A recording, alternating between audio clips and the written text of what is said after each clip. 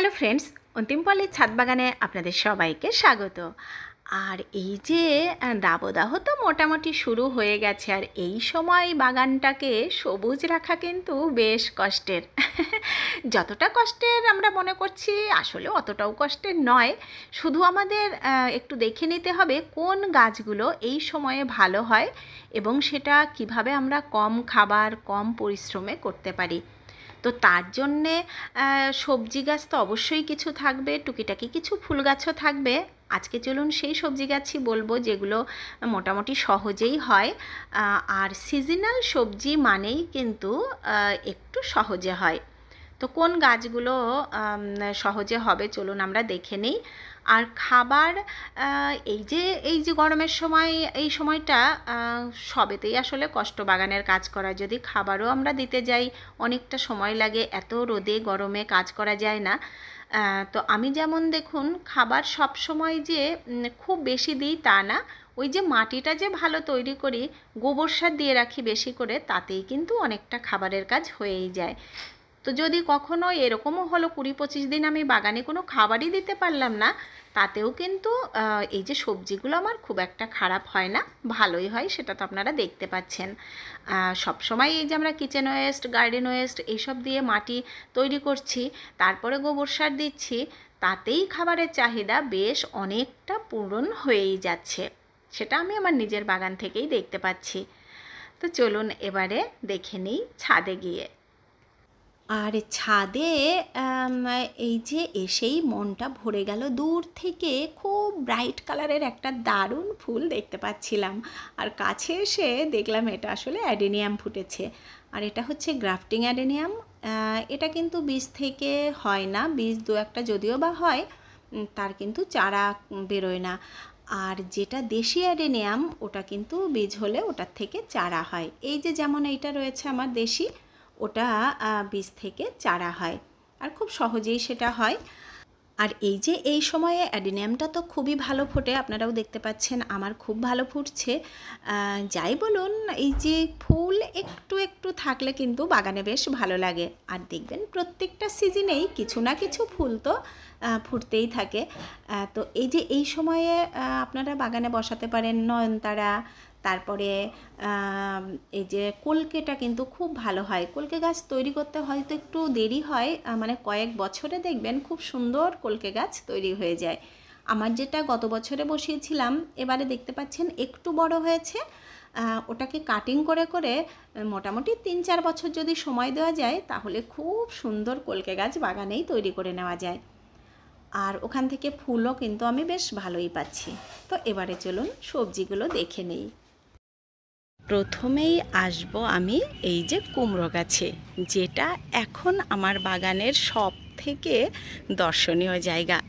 মানে আসলেই আগেই এই দিকেই নজরটা চলে যায়। আর এত সুন্দর হচ্ছে এই সময়, কুমড়ো শাকটা কিন্তু খুবই সহজে হয়। আর তো দু একটা কুমড়োও পাচ্ছি, দেখেছেন আগে যেগুলো বসিয়েছি। আর এই কুমড়ো গাছে খুব একটা যে খাবার দিতে হয় তাও না, শুধু গোবর সার মাটিতে গাছটা বসিয়ে দিলেই এই যে এত সুন্দর কুমড়ো শাক, ফুল, দু একটা কুমড়োও পাবেন। শুধু ডগাগুলোর চেহারা দেখুন, কি সুন্দর হয়ে বাড়ছে। কিছুটা ডগা এখান থেকে এবার কেটে নিতে হবে, খুব ছড়িয়ে যাচ্ছে। আর দিতে পারেন এই যে কাটোয়া ডাঁটা। কাটোয়া ডাঁটা আসলে আমার অনেকটাই মরে গেছে। আর যখন একদম ছোট্ট ছোট্ট ছিল, তখন আসলে একদিন আমার ছেলে জল দিয়েছিল, ছোট ছিল, বুঝতে পারিনি যে এখানে কিছু বীজ বোনা আছে। তো একেবারে ছোট ছোট গাছগুলো ছিল, তো একদিন জল না দেওয়াতেই কিছুটা মরে গেছিল। আর এই দেখুন কয়েকটাই মাত্র রয়েছে। আর কাটোয়া ডাঁটাটা কিন্তু এখন বেশ ভালোই হবে, তবে এদেরকে দিতে হবে একটুখানি খোলের সার। খোলের সারটা আমার কাছে নেই, এনেই আমি দিয়ে দেব। 3 নম্বরে আপনারা দিতে পারেন এই যে উচ্ছে গাছ। দেখুন সারা শীত কিন্তু আমি উচ্ছে বানানোর অনেকই চেষ্টা করেছি, কিন্তু তখন গাছ আসলে জার্মিনেটই হয় না। প্রত্যেকটা সবজির একটা সিজন থাকে, আর সিজনাল সবজি খুব তাড়াতাড়ি হয়। এই যে উচ্ছে গাছটা এখন কিন্তু খুব সহজে হচ্ছে, আর দেখুন কি সুন্দর হচ্ছে। এই যে ছোট্ট করে মাচা করে দিয়েছি। যাদের মাচার প্রবলেম তাদের তো ওই যে দেখিয়েই দিয়েছি বারবার, বিভিন্ন রকমভাবে কিন্তু আমরা টবের গাছে মাচা দিতে পারি, তাতেই সুন্দর কাজ হয়। উচ্ছে গাছ তো খুবই সুন্দর হয়, কারণ এটা খুবই হালকা গাছ, আর খুব একটা বাড়েও না। এই যে ঘুরিয়ে ঘুরিয়ে এরকম করে দিলে খুব সহজেই হয়। 4 নম্বরে দিতে পারেন এই যে বরবটি। যদিও এটা আমি অনেক দিন আগেই দিয়েছি। এই দেখুন 2-1টা করে বরবটি এবার আমার এই গাছটায় শুরু হয়েছে। এই যে নিচের দিকে দেখলাম কিছুটা হচ্ছে, ওই দেখুন। তো এবার থেকে এখান থেকে আমি বরবটি পাওয়া শুরু করব। আর মাচা ওই যে বললাম, এটা তো একেবারেই সহজ মাচা। শুধু 4টে খুঁটি চারদিকে বসিয়ে দিলেই, যে এরকম ঘুরিয়ে ঘুরিয়ে উঠিয়ে দিলে এত সুন্দর মাচা রেডি হয়ে যায়। তাহলে অল্প জায়গাও যদি আপনার থাকে, এই যে এরকম বরবটি চাষে কিন্তু কোনোই প্রবলেম হবে না। আর এই গ্রো ব্যাগটা হচ্ছে 12 ইঞ্চির গ্রো ব্যাগ। মাটি রয়েছে ওই হাফটা মতো, আর একটু মাটি এর মধ্যে দেওয়াও যেতে পারে। তো কিছুটা পুষ্টিকর মাটি আরও তৈরি করে আমি দিয়ে দেব, কারণ গাছটা অনেকটাই বড় হয়ে গেছে। আর বরবটি গাছ কিন্তু বেশ অনেক দিনের জন্যেই রেডি হয়। তো এই যে বরবটি দেওয়া শুরু হবে, এটা বেশ কিছুদিন ধরে এখন আমি বরবটি পেয়ে যাব। তার জন্য মাঝে মাঝে খাবার দিয়ে গাছটাকে কিন্তু একটু পুষ্ট করে রাখতে হবে, তবেই সেখান থেকে ভালো বরবটি পাওয়া যাবে। আর এদিকে এই যে 10 ইঞ্চি টবে যেটা দিয়েছিলাম, সেটার আমি দেখুন প্রথমেই 2টো বীজ রেখে নিয়েছি। খুব ভালো পুষ্ট 2টো বীজ হয়েছে। এই যে এখানে এই বীজের কোয়ালিটি খুবই ভালো হবে। তো প্রথমে বীজ রেখে নিই 2-3টে। এই যে এখানেও একটা রয়েছে, তারপরে তো খাওয়া যাবেই।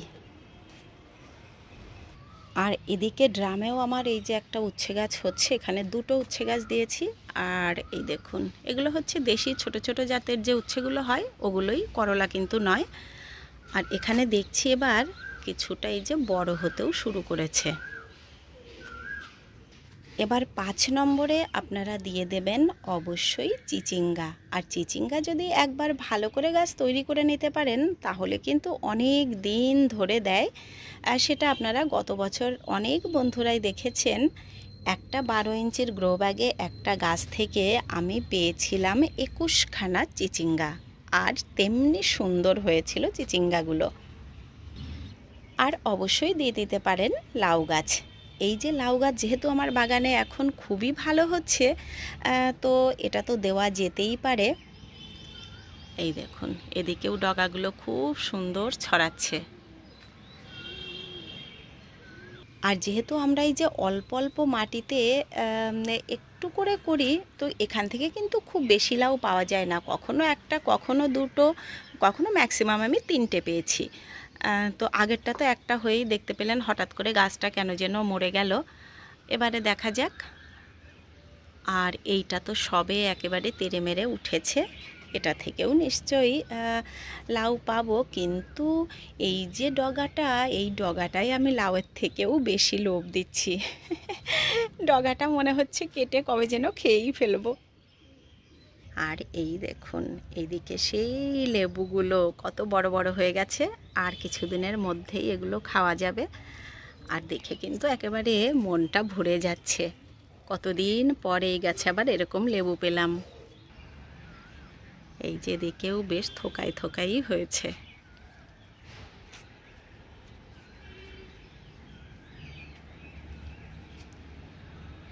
সাত নম্বরে আপনারা দিতে পারেন কাকড়ি।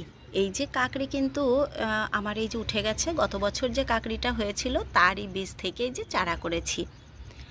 আর কাকড়ি খুব সহজেই হয়, যদি খুব ভালো কেয়ার হয় আর গাছ যদি ঠিকঠাক গ্রোথ নেয়, তাহলে 1 মাস 10 দিনের মধ্যেই কিন্তু কাকড়ি পাওয়া যায়।